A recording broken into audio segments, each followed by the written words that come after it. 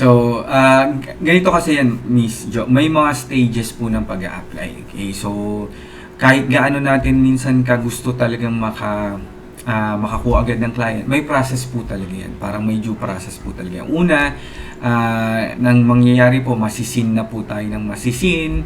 Wala po masyadong pumapansin sa atin. Pero eventually, dahil po napapansin natin na walang pumapansin sa atin, ini-improve po natin yung cover letter natin. I-try ko kayang ganito. I-try ko kayang ganon. Parang ganon.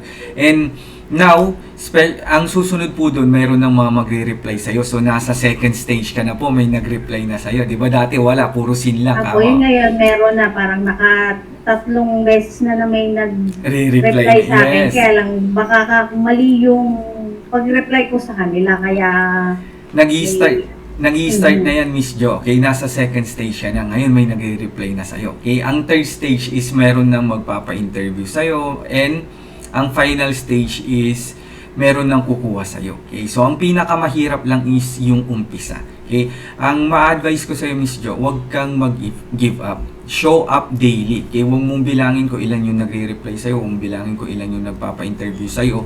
Kasi hindi mo makukontrol yun eh. Ang bilangin mo is kung ilan yung pag-a-applyan mo on a daily basis. Okay? So yun yung i-goal mo. Sabihin mo, okay, everyday mag-a-apply ako 2 o 3. So yun yung pinaka-goal mo. Pag nagawa mo na yun, i-consider mo yung day mo na maayos na. Kasi talagang ganyan. Ako, Miss Jo, okay, tiningnan ko yung pinag-applyan ko, nasa 500. Okay, 500. Sobrang dami. Okay? And talagang nag-try ako ng nag-try.